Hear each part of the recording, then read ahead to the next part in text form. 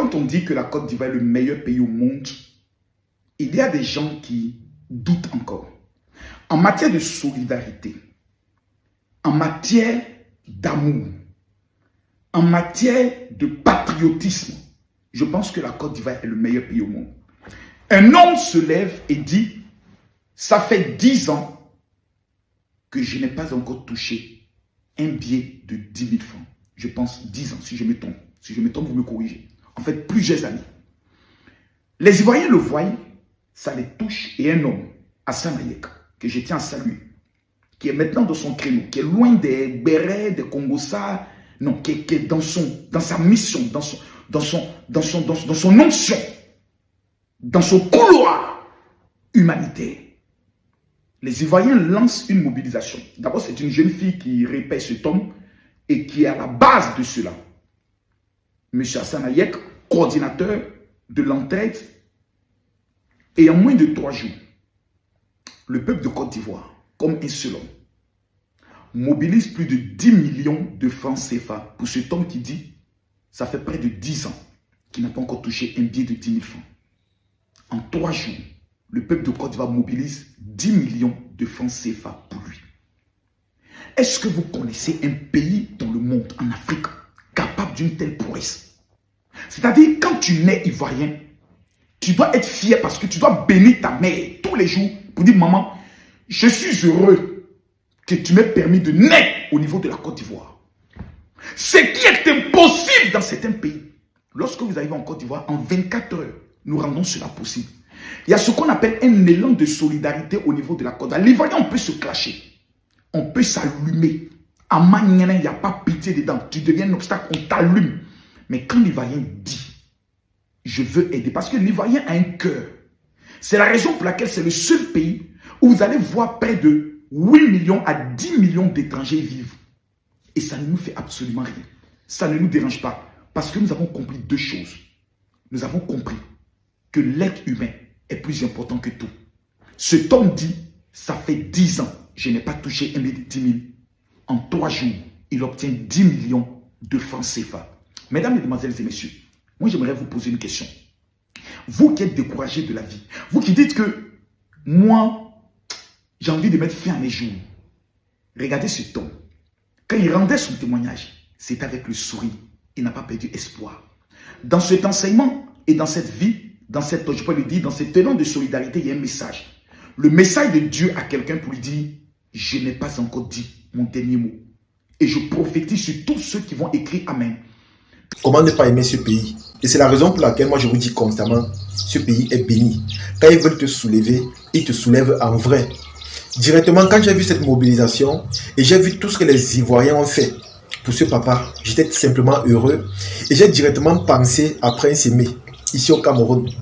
J'ai directement compris que voilà un truc que Prince Aimé a perdu, c'est-à-dire la générosité ivoirienne.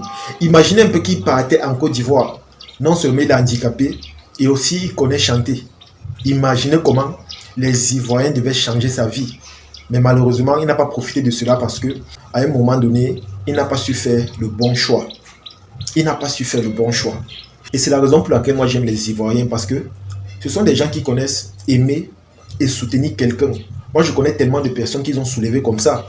Ce papa est juste une personne parmi tant d'autres. Quand tu vois Manager confirmé aujourd'hui, Bébé Sans Osman ou encore DJ Congélateur, ou encore même Dogo Digi, ce sont des gens qu'on a soulevés. Ce sont des gens qu'on a aidés à la hauteur des millions de francs. On les a tous aidés. Donc en gros, voilà ce que Prince Aimé a perdu. La générosité ivoirienne. S'il avait seulement un instant entendu ce que nous on disait dans nos vidéos, c'est-à-dire nous qui avons l'expérience en Côte d'Ivoire sur leur comportement, leur façon de vivre ou encore leur générosité vis-à-vis des étrangers, c'est qu'aujourd'hui Prince Aimé est heureux. C'est qu'il est à l'aise. Parce que les Ivoiriens connaissent soulever. Ils connaissent aider, ils connaissent promouvoir, ils connaissent soutenir. Et quand ils le font, ils ne font pas l'à peu près. Voilà que il a fait des années sans toucher la somme de 10 000 francs. Mais aujourd'hui, il touche la somme de 10 millions de francs et plus encore. J'ai vu la vidéo de ce papa, ça m'a beaucoup touché parce qu'il est tellement joyeux, il est tellement heureux. Même quand il s'exprime, ça ne se voit pas que sa situation financière ou sociale impacte dans son comportement. il est fier de ce qu'il fait, il prend la vie comme la vie vient, il est tellement simple. Et je pense que nous tous, on doit apprendre à être comme ça, c'est-à-dire faire preuve d'humilité. Que la pauvreté ne nous pousse pas à avoir un caractère difficile ou encore à être tout le temps de mauvaise humeur, non. Parce qu'on ne sait pas à quel moment la chance peut venir, on ne sait pas à quel moment la vie peut basculer. Voilà ce qu'il y a de cela quelques temps encore. Il était habillé bizarrement parce qu'il n'avait pas assez de moyens. Il n'avait même pas la somme de 10 000 francs dans un compte bancaire.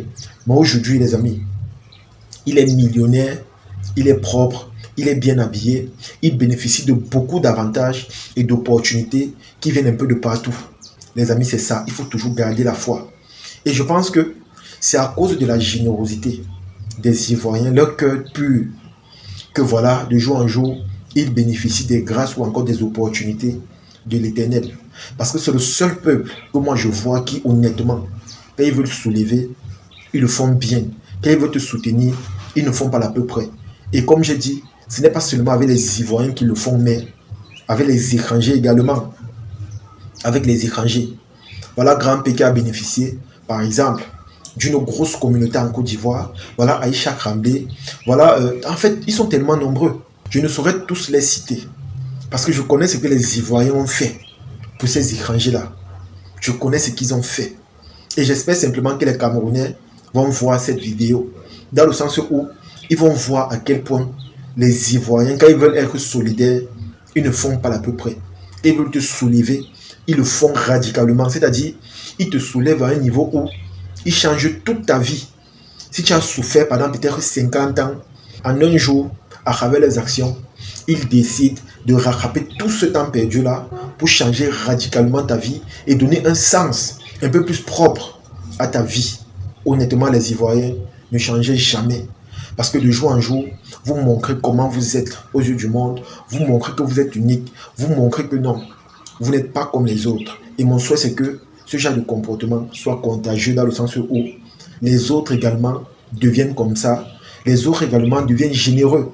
Parce que vous allez voir, on a nos frères parfois qui n'aiment pas te voir évoluer. C'est-à-dire, il a la possibilité de t'aider, mais il ne le fait pas parce que dans sa tête, il se dit que voilà, lorsqu'il va t'aider, tu peux venir jusqu'à le dépasser. C'est la raison pour laquelle il préfère ne pas t'aider. Il préfère te voir si bas. Il t'encourage avec les mots au lieu de t'encourager financièrement. Donc c'est la raison pour laquelle moi je dis, copions le bon exemple. Je le dis tout le temps et ce n'est pas pour rien. Si moi j'aime autant la Côte d'Ivoire, c'est parce que des œuvres comme ça ou encore des actes pareils, j'en vois constamment. Je vois des actes comme ça constamment. Et ça me touche. Ça me touche parce qu'ils le font sincèrement. Ils n'ont pas d'arrière-pensée. Ils n'ont pas de pensée négative. Ils ne le font pas parce qu'ils veulent se faire voir. Non. Ils le font naturellement. Vous avez vu, on a cotisé pour ce monsieur à la hauteur de 10 millions de francs. Et ceux qui l'ont fait de manière anonyme. Il n'y a personne qui s'est montré ou encore qui a dit que c'est moi qui a donné telle somme ou encore telle somme. Parce qu'ils le font avec le cœur. Mais vous allez voir d'autres personnes. Dès qu'il te donne 100 000 francs, il est obligé de se filmer avec toi pour montrer qu'il t'a donné. Pour qu'on dise qu'il est généreux. Pour qu'on dise que voilà un nouveau influenceur qui partage de l'argent. Moi, je n'appelle pas ça généralement de l'aide. Moi, j'appelle ça le match vu. Une façon de prouver que voilà, tu as une façon de te faire voir. Mais en Côte d'Ivoire, tu vas voir qu'ils font dans l'anonymat. Ils font dans l'anonymat. Parce que l'aide là-bas est sincère et naturelle. Ce n'est pas le genre qu'on fait parce qu'on veut se faire voir ou encore on veut se faire connaître. On t'aide naturellement, simplement, parce qu'on veut ton bien et on veut ton évolution. Comme je vous ai dit les amis, copions toujours le bon exemple. J'ai beaucoup aimé la façon que ce papa s'est exprimé à travers cette vidéo parce que il a fait preuve de tellement d'humilité, tellement de simplicité. Tu comprends que malgré sa pauvreté, il n'est pas complexé, il est tellement simple, il est tellement humble, il est toujours joyeux et il prend la vie comme la vie vient. Et je pense que c'est comme ça que nous devons vivre. C'est-à-dire, malgré notre situation financière, on ne doit pas affecter notre entourage avec nos humeurs ou encore notre colère. Tout ça pourquoi? Parce qu'on n'a pas assez de moyens, on n'arrive pas à manger à notre faim, on n'arrive pas à vivre la vie qu'on a toujours souhaité. Donc, notre pauvreté ne doit jamais nous affecter. Au contraire, on doit garder la joie de vivre parce que ça attire les opportunités, ça fait briller ton étoile. Et comme on dit souvent, on ne sait jamais. On ne sait pas à quel moment la vie peut changer ou encore basculer. En tout cas, les amis, c'est ici que se termine cette vidéo. J'espère que vous avez aimé. J'espère que vous avez apprécié. Comme j'ai dit, j'ai beaucoup de respect pour la Côte d'Ivoire. Ils veulent te soutenir, ils le font en vrai. Ce n'est pas l'à peu près. Ce papa a fait des années sans toucher la somme de 10 000 francs.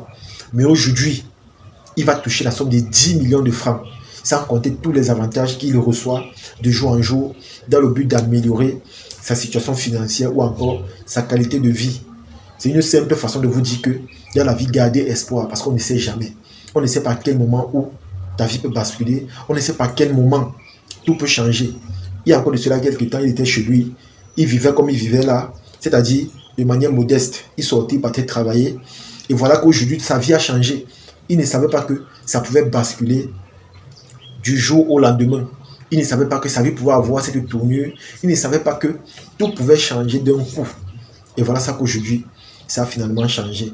Une façon de vous dire quoi? Il faut toujours garder espoir. Et il faut toujours faire preuve d'humilité vis-à-vis de ceux-là même qui viennent vers vous. C'est de ça qu'il s'agit. En tout cas, partagez cette vidéo au maximum. Et on se dit à la prochaine. Ciao.